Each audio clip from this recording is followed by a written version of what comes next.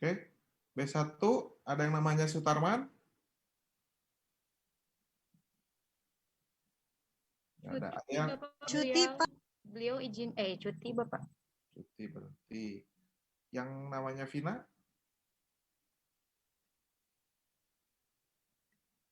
Nggak ada. Ada, Bapak masih aktif finalis Mayanti. Ya, kalau masih aktif nggak apa-apa. Kelas B2 namanya Gita.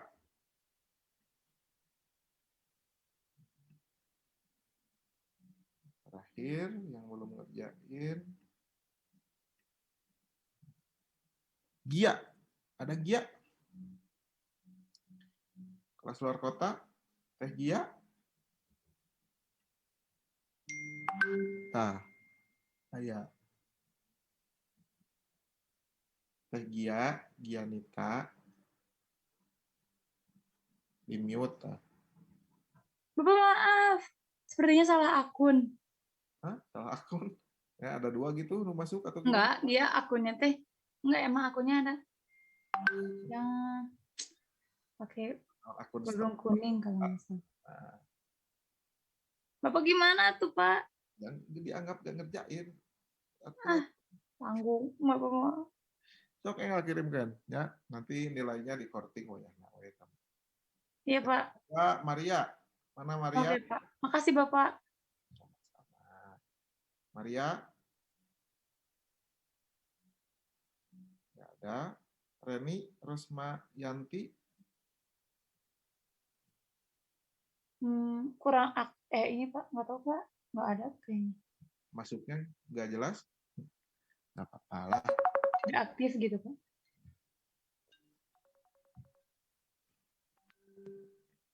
Oke. Iya, diajar. Jadi gitu tapi beringas kan. Sidki di mute dulu.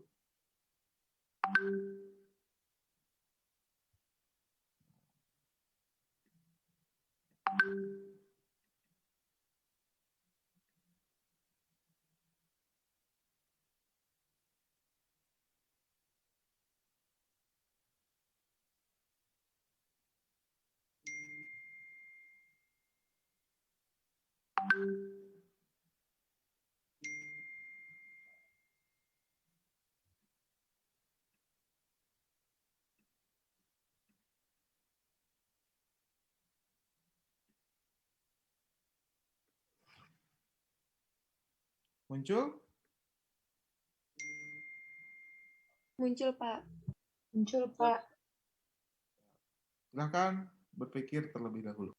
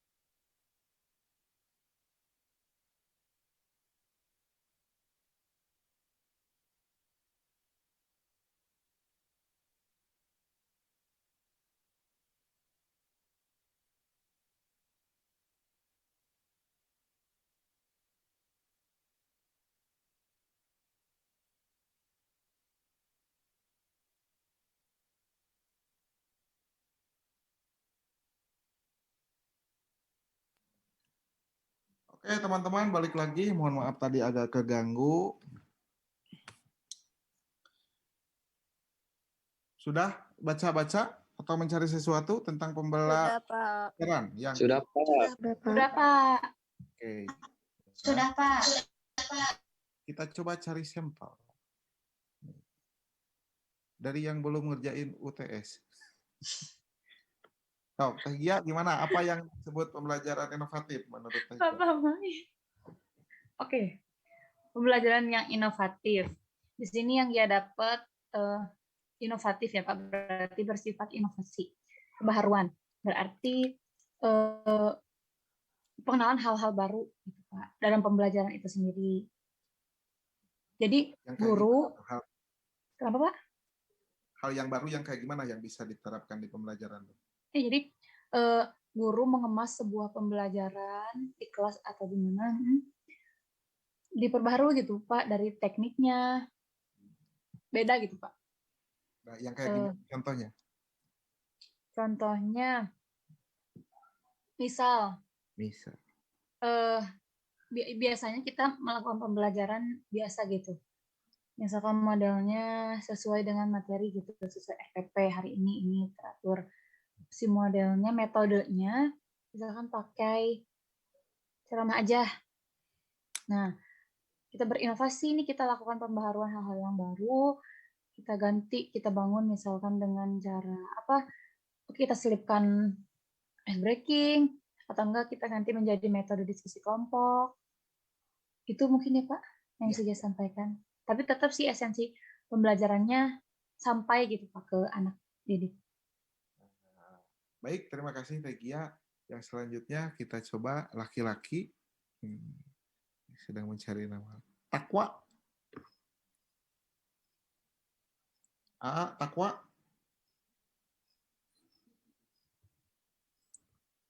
Takwa hadir. 1, 2, 3. Takwa kelas apa itu?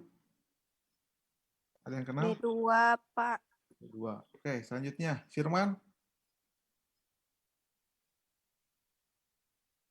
B2 juga, Pak. Firman, ada Firman?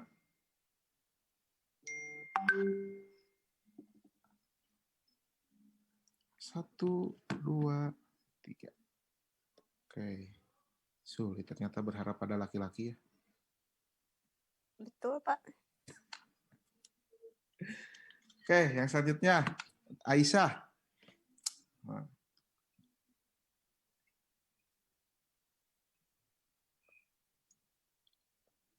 Aisyah.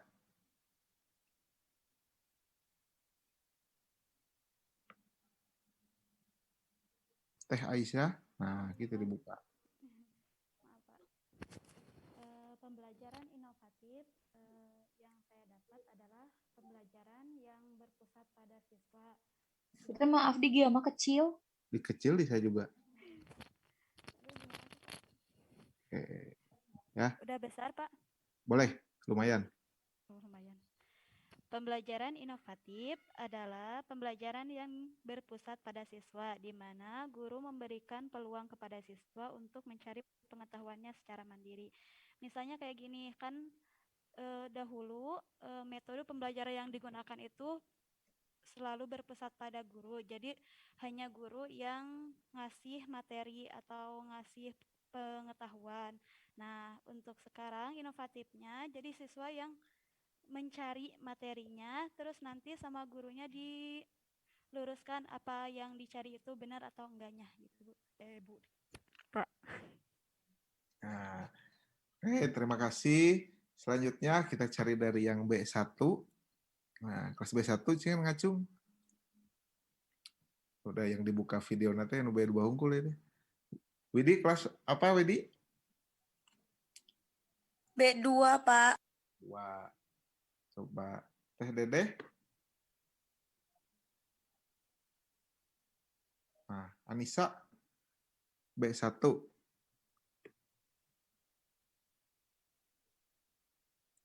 Iya, Pak. Nah, silakan Teteh, kira-kira apa yang Teteh tangkap ketika mendengar kata pembelajaran yang inovatif?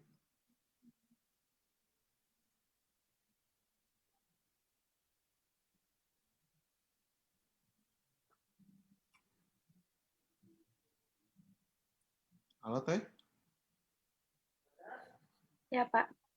Pembelajaran inovatif adalah pembelajaran yang lebih bersifat student-centered, artinya pembelajaran yang lebih memberikan peluang kepada siswa untuk mengkonstruksi pengetahuan secara mandiri dan dimediasi oleh teman sebaya.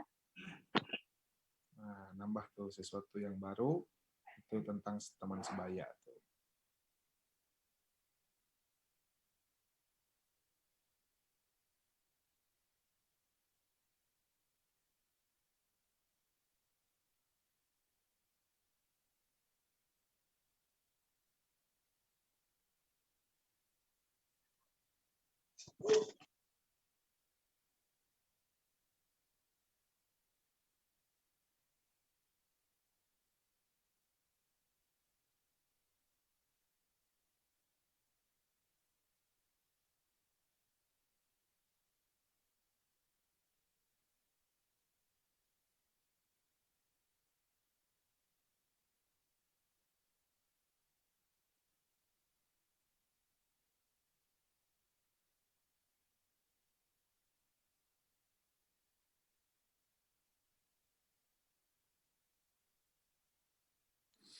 Nah, baik teman-teman, di sini ada satu pengertian tentang apa itu pembelajaran yang inovatif. Nah, di sini disebutkan pembelajaran inovatif itu adalah pembelajaran yang menerapkan unsur-unsur pembelajaran terbaru di abad 21 dan terintegrasi dengan komponen maupun tahapan pembelajaran yang dilaksanakan untuk mencapai tujuan yang telah ditetapkan.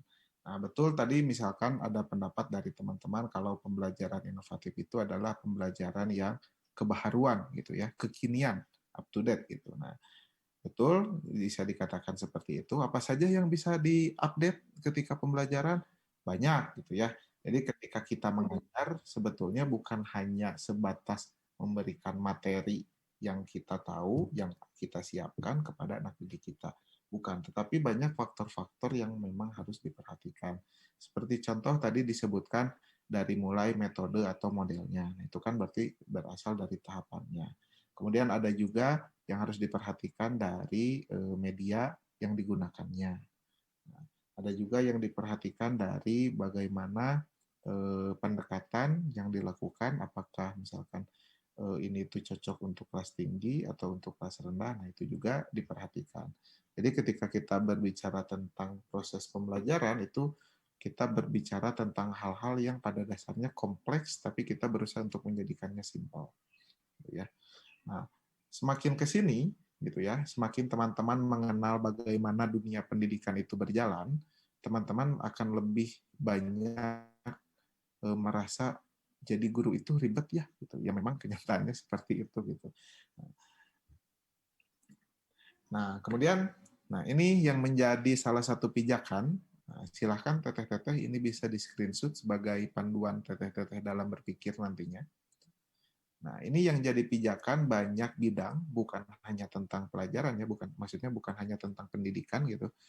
Jadi orang-orang di seluruh dunia itu kalau misalkan kita baca itu sering menggunakan istilah abad ke-21.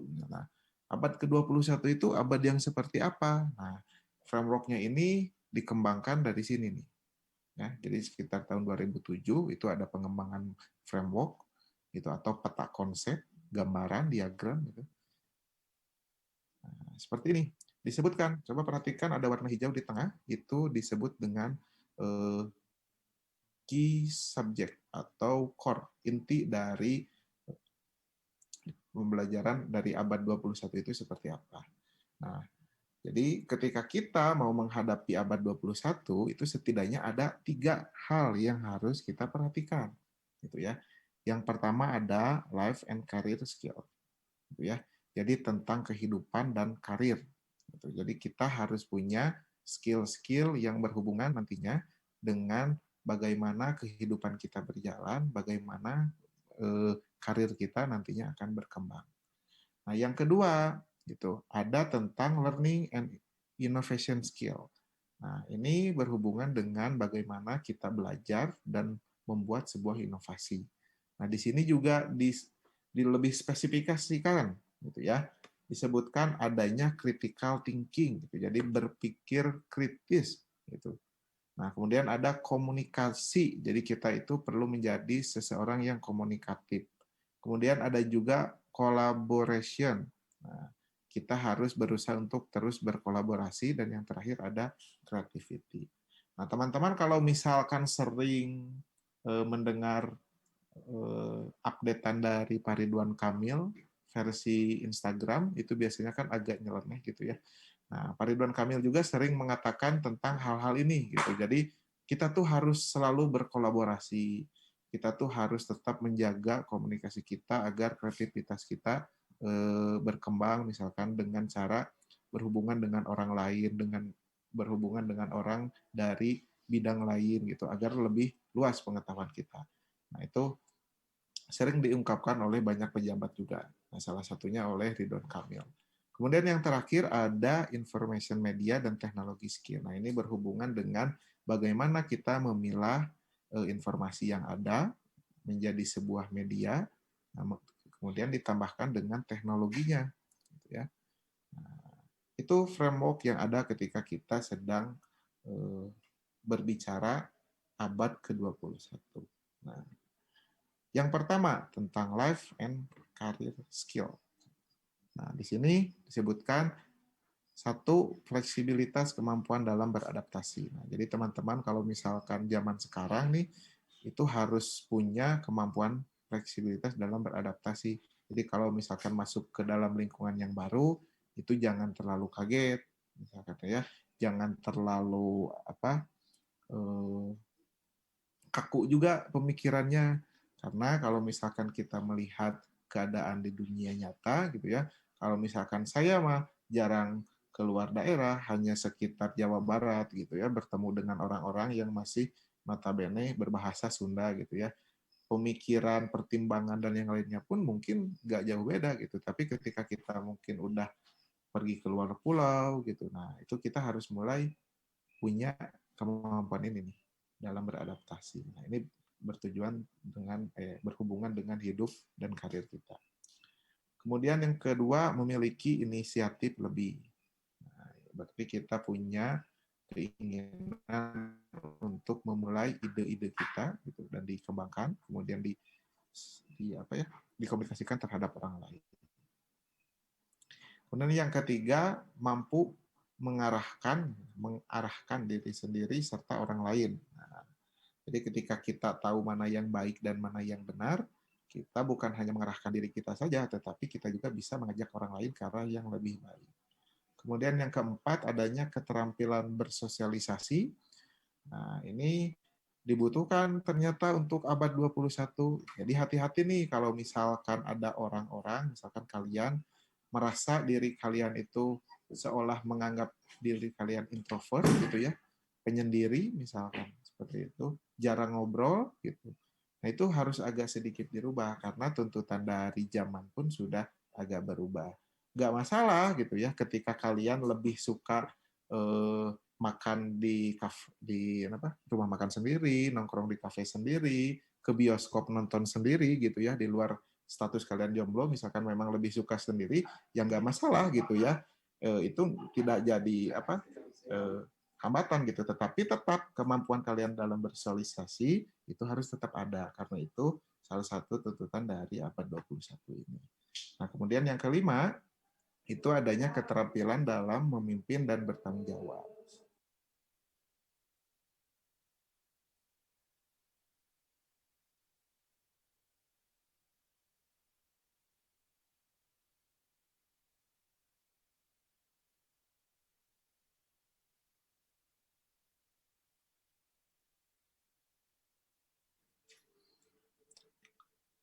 Oke, kita lanjutkan. Yang selanjutnya ada learning and innovation skill. Nah, ini berhubungan dengan pendidikan. Gitu.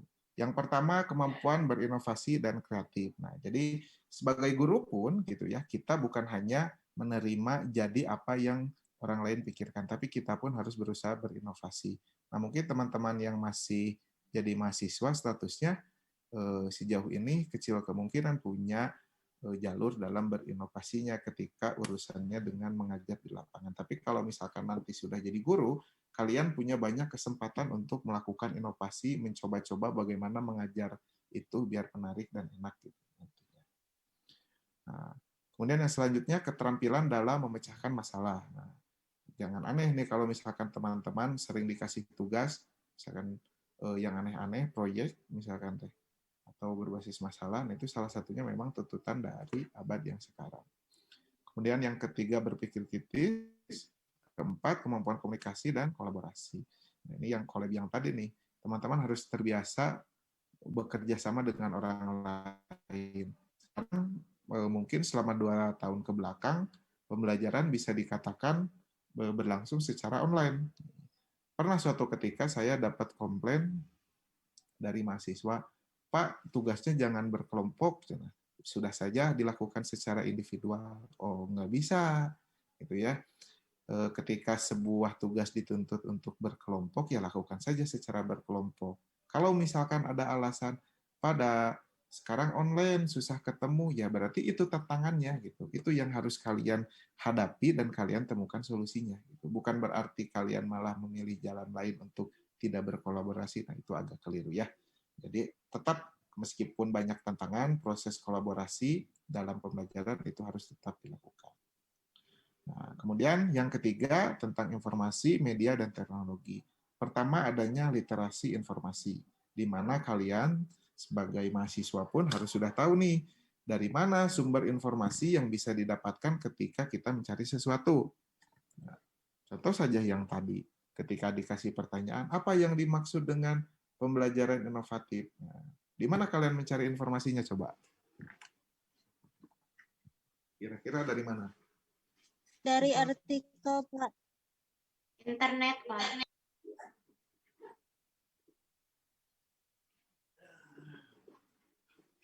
Oke.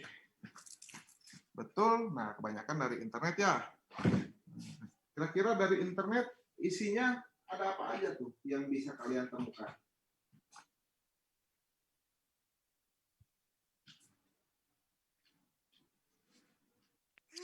Artikel dan jurnal-jurnal. Jurnal. Selain jurnal apa lagi? Artikel, Pak. Artikel, jurnal, terus apa lagi? Yang berhubungan Wikipedia, Wikipedia. Website ya Wikipedia. Terus apa lagi? Informasi apa? Berita ya. Yang bisa diambil di internet gitu, atau bahkan kita bisa menggunakan media sosial. Contoh misalkan kemarin, mohon maaf, ada kejadian tabrakan gitu ya. Untuk mengkonfirmasinya, kita nggak nunggu ini kan, nggak nunggu lama-lama gitu, tinggal cek aja langsung ke Instagram, trendingnya apa, pasti udah muncul. Ngecek Twitter, trendingnya apa, pasti udah muncul. Nah, itu informasi yang bisa kita dapatkan melalui internet. Nah, tetapi hati-hati gitu ya. Hati-hatinya kenapa? Tidak semua informasi di sini itu benar adanya dan bersifat baik. Salah satunya adalah adanya informasi hoax gitu ya. Nah, hati-hati teman-teman. Nah, karena di sini kebanyakan usianya masih muda ya. Nah, teman-teman diharapkan itu menjadi penyeimbang di grup keluarganya. Kalau misalkan ada informasi hoax, silahkan diluruskan gitu, karena mungkin teman-teman yang lebih mengerti apakah informasi tersebut memang betul benar adanya atau tidak. Kemudian yang kedua adanya literasi media ya. Nah, untuk zaman yang sekarang teman-teman itu harus terbiasa menggunakan media gitu ya. Medianya itu apa aja, bisa media cetak, bisa media elektronik.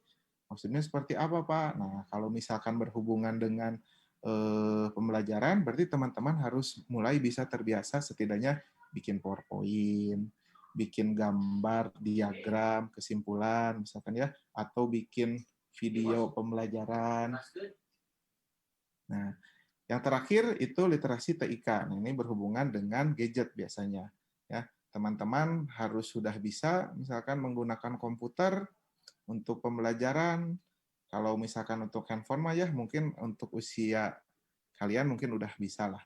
Gitu ya, bagaimana cara ngirim file lewat WhatsApp misalkan ya, atau misalkan mengirim email, atau orang tua, contoh ibu saya aja itu masih ketakutan untuk menggunakan mobile banking, misalkan masih tetap aja kalau perlu transfer pasti ke ATM tadi antar gitu.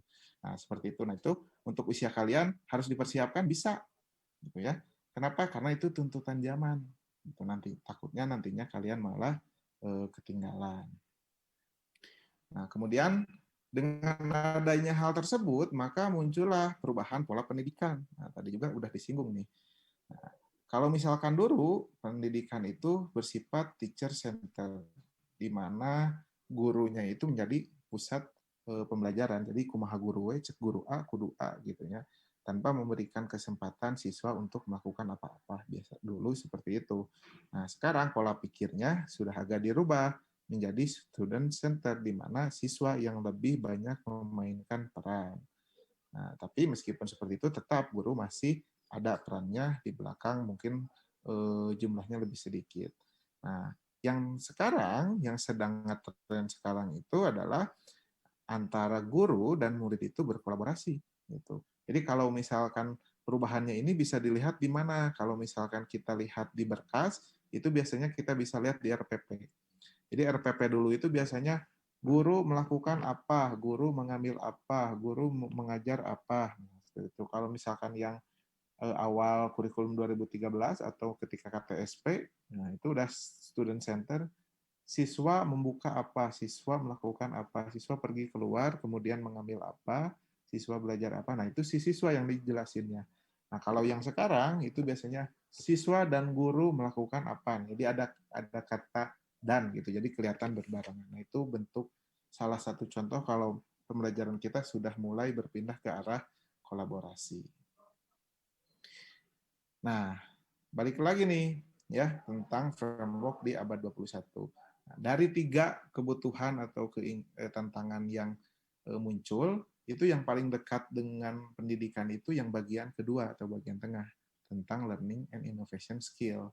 Ya, apa saja yang bisa kita pelajari, bisa kita kembangkan, gitu ya, ketika kita ingin mempersiapkan diri kita, gitu, mempersiapkan anak didik kita agar dapat menghadapi abad 21 ini. Nah, di sini ada di bawahnya standar and assessment, ya. Jadi standarisasi pendidikan yang baik itu seperti apa, penilaian yang baik itu seperti apa, nah itu salah satunya juga harus dikembangkan. Kemudian kurikulum and interaction, kurikulum yang digunakannya seperti apa, instruksi atau tahapannya seperti apa, kemudian professional development, orang-orang yang profesional di bidangnya, yang di sini mungkin disebutnya guru. Nah, guru-guru itu harus lebih profesional, makanya ada yang dinamakan dengan PPG, gitu ya. Jadi lulus dari S1 itu belum dianggap profesional mungkin gurunya, nah nanti dianggap profesionalnya setelah PPG. Nah itu salah satu tuntutan zaman. Kemudian learning environment, lingkungan untuk belajar, ya. Jadi jangan berpikiran kalau belajar itu harus di sekolah saja, tetapi di rumah pun sama, anak juga harus belajar, di luar rumah pun sama, anak bisa belajar, ya. Di pinggir gang pun sama, anak juga bisa belajar, gitu ya. Yang jelas pembelajaran bukan hanya bisa dilakukan di sekolah dan di ruangan kelas. Boleh diajak keluar, gitu ya. Materi IPS tentang uang gitu, misalkan si anak disuruh memperhatikan emang-emang yang ada di depan sekolah, boleh diajak keluar sekolah gitu ya ketika istirahat dikasih tugas. Nah itu dirubah pola pikirnya dari sekarang karena itu akan merujuk pada tuntunan zaman. Nah, oleh karena itu berhubungan dengan mata kuliah ini kita akan fokus terhadap kurikulum and interaction, terutama di instruction. Ya. Jadi instruksi yang harus dilakukan oleh teman-teman dalam mengajar itu akan termuat dalam sebuah model pembelajaran. Ya. Jadi model pembelajaran yang inovatif itu akan menjadi salah satu tumpuan bagaimana sebuah pendidikan atau pembelajaran itu bisa berlangsung menjadi sebuah pembelajaran yang bagus. Nah, di sini saya ngambil beberapa contoh yang sering digunakan gitu di negara kita. Ya. Ini adalah beberapa contoh dari model pembelajaran inovatif. Gitu. Yang pertama ada scientific method atau bahasa Indonesianya metode scientific. Nah, Ini adalah metode standar, ingat ya, metode standar yang tertulis secara langsung di kurikulum 2013. Jadi kalau berbicara tentang kurikulum 2013 atau yang sedang berlangsung sekarang, nah, di sana tertulis secara jelas kalau pembelajaran kurikulum 2013 minimal dilaksanakan dengan cara atau dengan metode saintifik. Seperti itu. Yang kedua ada discovery learning. Ya. Discovery learning itu pembelajaran di mana guru itu nantinya mengarahkan si anak itu untuk mencari sesuatu dan menemukan sesuatu. Kemudian ada problem based learning, ini pembelajaran si anak itu diberikan sebuah permasalahan, jadi mereka harus mencari solusinya. Kemudian yang keempat ada project based learning, nah ini diberikan tantangan untuk membuat project tertentu. Kemudian yang terakhir ini adalah model STEAM, Science, Technology, Engineering, Art, and Mathematics. Nah, seperti itu. Apalagi Pak yang menjadi pembelajaran inovatif? Apakah cuma ini? Jawabannya tidak. Banyak jawabannya ya. Teman-teman mau nyari lagi di luar ini boleh, tapi setidaknya teman-teman harus punya pemahaman beberapa model yang memang sering digunakan di Indonesia, gitu ya. Memang banyak berkembang di Indonesia, biar nanti frekuensi ngobrolnya nggak terlalu jauh. Tapi kalau misalkan teman-teman mau nyari model lain, itu sangat diperbolehkan dan memang diharuskan seperti itu. Cuman mungkin dalam penerapannya tidak akan seluas 5 model ini. Nah, untuk selanjutnya, silahkan akan dibagi tugas kelompok. Ya. Setiap kelas itu akan dibagi ke dalam 5 kelompok. Nah, setiap kelompok itu diambil materinya dari sini. Scientific, discovery, project based learning, problem based learning, dan STEM. Tugasnya, setiap kelompok itu membuat makalah. 1, PowerPoint, 2, kemudian contoh penerapan pembelajarannya, 3. Ya, berarti ada 3 hal yang harus dipersiapkan. Ya. Untuk makalah dan penerapan pembelajaran itu dikumpulkan minggu depan. Minggu depan. Kalau minggu depan saya cek, kemudian kalau ada revisi, direvisi dulu. Kalau misalkan tidak, berarti minggu depannya lagi baru mulai presentasi. Nah, biasanya tugasnya itu yang sering ditanyakan yang bagian ini. Apa contoh penerapan pembelajarannya seperti apa? Nah, teman-teman harus menyediakan materi dulu, memilih materi. Nah, kemudian berdasarkan makalah, misalkan disebutkan cara mengajarnya itu tahapannya seperti ini. Nah, si materi tersebut diajarkannya dengan cara gimana? Step by step-nya. Mirip dengan teman-teman membuat kegiatan inti di RPP. Mirip seperti itu. Tapi dijelaskan nantinya ya, bukan hanya sekedar ditulis. Boleh, sebelum saya tutup, ada yang mau ditanyakan tentang tugas?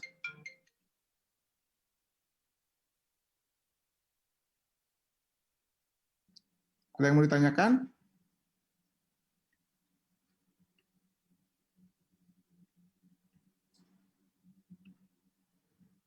Tidak ada? Udah dicatat? Udah? Oke. Udah di screenshot, Pak. Siap. Untuk tugas setelah ini, ya, setelah saya leave, KM mengirimkan, sebentar. Luar kota masih sedikit ya orangnya? Yang aktif sekarang ada 10 orang, Pak. Oh, ya. Berarti bisa dua-dua. Berarti. Oke. KM nanti mengirimkan Excel ke saya berisikan nama mahasiswa dengan kelompoknya. Jadi kelompok 1 dapat ini, kelompok 2 dapat ini. Nanti tolong list Excel-nya dikirimkan ke saya.